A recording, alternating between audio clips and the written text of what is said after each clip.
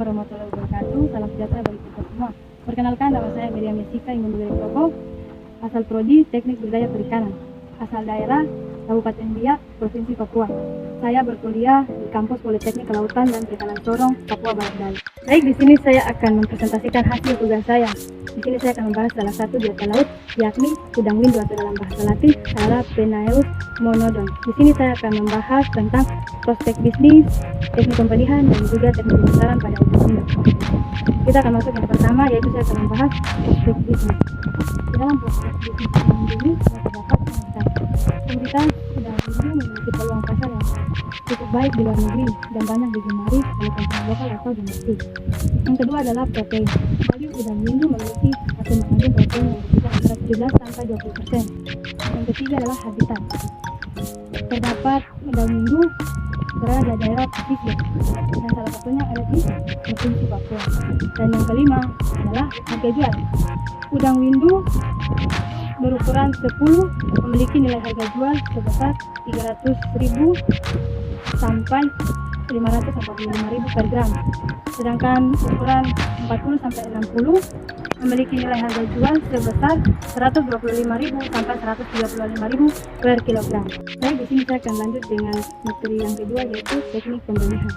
Dalam teknik pembenihan udang windu, di sini saya akan membahas yang pertama atau yang satu, yaitu faktor pendukung dalam proses pembenihan udang windu, yaitu yang sangat penting adalah ketersediaan makanan. Ketersediaan makanan yang cukup baik dan juga berkualitas dapat meningkatkan performa larva dan juga kuantitas bagi benih udang windu.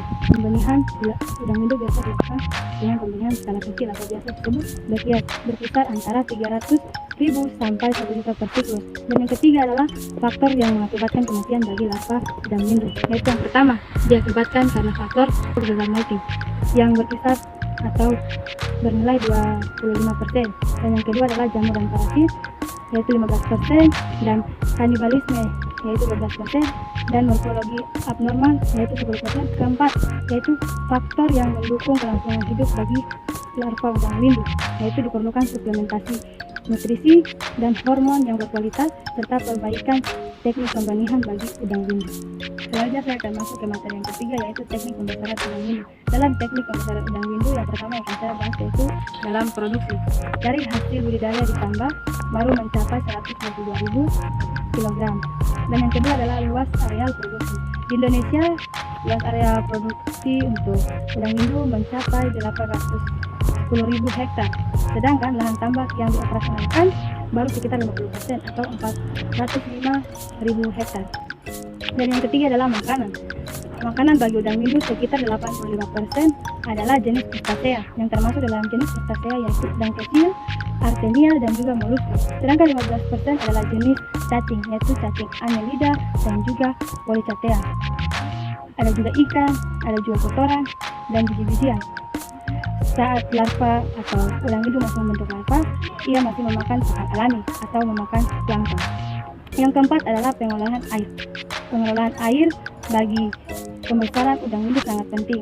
Untuk itu, kedalaman air atau ketersediaan air harus dipertahankan agar udang windu tetap hidup dengan baik dan berkembang biak dengan baik. Yang kelima adalah faktor lingkungan terhadap kualitas air bagi pembesaran udang windu, yaitu ada yang bersifat secara fisika, ada juga yang bersifat secara biologi, dan juga ada yang bersifat secara kimia. Yang pertama adalah suhu. Suhu yang baik untuk melakukan pembesaran udang windu adalah berkisar antara 29 sampai 33 derajat Celcius. Dan juga ada salinitas yang baik untuk budidaya udang windu, yaitu berkisar antara 10 sampai 30 ppd. Dan oksigen atau kandungan oksigen yang dibutuhkan dalam proses pembudidayaan udang windu yaitu tidak kurang ataupun tidak membatasi antara 3 mg per liter. Selanjutnya yaitu amonia. Amonia yang cukup tinggi dapat membuat udang mengalami stres dan juga mati. Yang keenam yaitu pemberantasan hama dan penyakit. Pemberantasan yang pertama yaitu pemberantasan hama. Pemberantasan hama ini kita dapat melakukan melalui dua cara, yaitu secara mekanik dan juga secara kimiawi. Dan yang kedua yaitu pemberantasan penyakit. Pemberantasan penyakit ini yang kita lakukan yaitu dengan menjaga kondisi lingkungan dan pemberian obat. Dan yang ketujuh adalah masa panen. Masa panen yang dilakukan atau yang dipakai pada udang windu yaitu kita dapat melakukan dengan dua cara, yaitu secara bertahap dan juga secara total. Demikian hasil presentasi dari tugas saya, kiranya dapat bermanfaat bagi kita semua. Jika ada salah kata dalam presentasi saya minta maaf. Demikian dan terima kasih. Selamat siang. Assalamualaikum warahmatullahi wabarakatuh. Salam sejahtera bagi kita semua.